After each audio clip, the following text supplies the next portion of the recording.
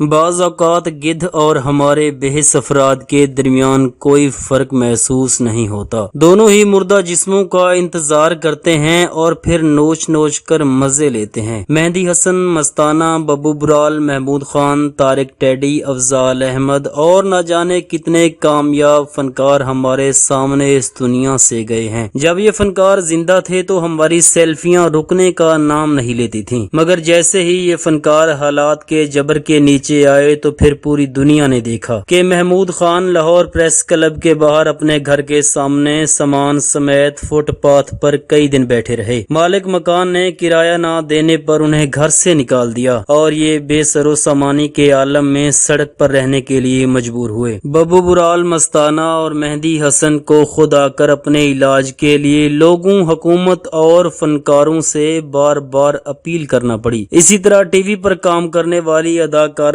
نرگس کو بھی مالک مکان نے گھر سے نکال دیا۔ نرگس پاکستان ٹیلی ویژن کا بہت بڑا نام تھا، مگر حکومت، پی ٹی وی اور ساتھی فنکار انہیں ایک چھت بھی نہ دے سکے۔ انہوں نے بھی اپنے آخری دن نہایت قسم پرسی میں گزارے۔ نہ سونے کے لیے جگہ تھی، نہ کھانے کو روٹی۔ وہ اپنے ایک بیٹے اور بیٹی کو لے کر سڑکوں پر سوتی اور بھیک مانگ کر گزارا کرتی رہی۔ آخر کار وہ یہ بے رحم دکھ اٹھاتے ہوئے دنیا سے رخصت ہو گئی۔ ایک ایسا ہی فنکار ماجد جہانگیر بھی تھا جو سڑک پہ کھڑا ہو کر آوازیں لگاتا رہا، خدا کے لیے میری مدد کیجیے، مجھے بچا لیجیے۔ کیا اس ملک میں آرٹسٹ کے ساتھ رکھا جانے والا یہی رویہ ہے کہ اسے ہر بار مدد کے لیے خود کو پیش کرنا پڑے اور مدد مانگنے کے باوجود بھی ان کی پلٹ کر خبر نہیں لی جاتی؟ انہیں ایک عرصہ تک سڑک پر اپنے حقوق کے لیے باقاعدہ آواز لگانی پڑتی ہے، سڑک پر ہی سونا پڑتا ہے، اور جب تک ان کے پاس کوئی آتا ہے وقت کا پہیہ رک چکا ہوتا ہے اور زندگی ساتھ چھوڑ جاتی ہے۔ آج کی ویڈیو میں ماجد جہانگیر کے ساتھی فنکاروں، عرف عام میں بیکاروں، حکومت اور الحمرا آرٹ کے جاہل عملے کو ان کی اوقات یاد دلائیں گے، جنہوں نے ایک لیجنڈ کو بے بسی سے مار دیا۔ ویڈیو کو لائک تو لازمی کریں، اور اگر آپ کو چینل میں دلچسپی ہو تو پھر سبسکرائب بھی کر لیں۔ ماجد جہانگیر کراچی میں پیدا ہوئے۔ ان کے والد کا تعلق پنجاب سے تھا اور والدہ کا حیدرآباد دکن سے۔ ماجد جہانگیر نے اپنے فنی کیریئر کا آغاز معین اختر کے شو 7 رنگ سے کیا، جو پی ٹی وی پر نشر ہوتا تھا۔ 1979 میں انہوں نے پی ٹی وی کے مزاحیہ شو 50-50 میں اسماعیل تارا، زیبا، شہناز، بشرا انصاری اور اشرف خان کے ساتھ کام کیا۔ یہ شو ملک بھر میں مقبول اور مشہور ہوا۔ ماجد جہانگیر اس شو کی مرکزی کاسٹ میں رہے۔ ماجد جہانگیر ایک ایسا نام ہے جنہوں نے کئی خاکوں میں اپنے جملے اور اپنے لقموں سے جان ڈالی۔ ایک ایسا دور تھا جب ماجد جہانگیر اسٹیج پر آتے تھے تو حال تالیوں کے شور سے گونج اٹھتا تھا۔ مداح ان کی جھلک دیکھنے کو بے قرار ہو جاتے تھے۔ وہ پاکستانی کامیڈی انڈسٹری کا ایک بہت بڑا نام تھے۔ انہیں پرائڈ آف پرفارمنس اور تمغہ امتیاز کے ایوارڈ سے بھی نوازا گیا۔ یقیناً انہوں نے کچھ تو کیا ہوگا پاکستان کے لیے جو انہیں ایوارڈ دیے گئے، لیکن کیا کیا جائے ایسے ایوارڈز کا جو ایک آرٹسٹ کو سکون اور صحت کی زندگی دینے سے قاصر ہوں۔ ماجد جہانگیر کو فالج ہوا تو وہ کام کرنے سے معذور ہو گئے۔ جب علاج کے لیے پیسے ختم ہوئے تو وہ اپنی بیگم کے ساتھ سڑکوں پر کھڑے ہو گئے اور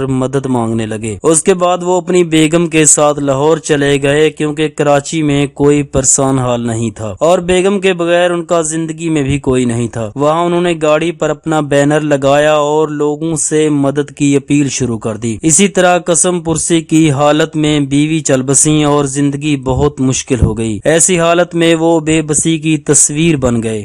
فالج نے انہیں جسمانی طور پر ایسا کر دیا تھا کہ انہوں نے بیوی کے انتقال کے بعد خود اپنی موت کی دعائیں مانگنا شروع کر دیں، اور آخر کار ان کی یہ تمنا بھی پوری ہوئی اور وہ دنیا سے رخصت ہوئے۔ جب وہ زندہ تھے تو انڈسٹری کے فنکار مدد تو کیا کرتے، ان کی خیریت پوچھنے بھی نہیں گئے۔ اب بہت سے فنکار تو ان کے جنازے میں شرکت بھی نہیں کریں گے۔ اب جو فنکار جنازے میں شرکت کریں گے وہ میڈیا کے سامنے ساتھی فنکار کے غم میں بناوٹ مگر مچھ والے آنسو بہائیں گے۔ جب ماجد جہانگیر زندہ تھے تو ساتھی فنکاروں نے ان کے پاس جانا بھی گوارا نہیں کیا کہ کہیں کچھ امداد نہ کرنی پڑ جائے۔ یہ سب فنکار ان کی موت کا انتظار کر رہے تھے۔ کہ وہ دنیا سے کب کوچ کریں اور کیمرے کے سامنے جا کر ہمدردی کے آنسو بہائیں اور ان کی تصویریں اخبارات اور ٹی وی کی زینت بنیں۔ فنکاروں کی حوصلہ افزائی اور مدد کے لیے الحمرا آرٹ کونسل ہے، جس کا ڈیزائن نیّر علی دادا نے بنایا تھا، جو 1992 میں مکمل ہوا۔ مگر ہماری بدقسمتی ہے کہ یہاں پر تعینات ہونے والے کسی بھی سربراہ کا شعبے سے کوئی تعلق نہیں رہا۔ الحمرا جیسے ادارے میں ہمیشہ ایسے افراد کو تعینات کیا گیا ہے جو احساس سے محرومی کا شکار رہے، انہیں صرف تصویریں کھنچوانے کے سوا کوئی کام نہیں۔ یہ ادارہ فنکاروں کی فلاح و بہبود کی بجائے لوٹ مار کے مشن پر گامزن ہے۔ یہاں پر غیر قانونی طور پر تعینات ہونے والوں کو کوئی پوچھتا بھی نہیں، کیونکہ کرپشن اور چور بازاری کے حمام میں سبھی ننگے ہیں۔ اگر یہی ادارے اپنا کام صحیح انداز میں کرنا شروع کر دیں تو ہمارے فنکاروں کی حالت کبھی خراب نہ ہو۔ بس اب آخر میں یہی دعا کرتے ہیں کہ اللہ پاک ان کے لیے قبر میں آسانیاں فرمائے۔ اگر آپ نے ابھی تک ویڈیو کو لائک نہیں کیا تو ویڈیو کو لائک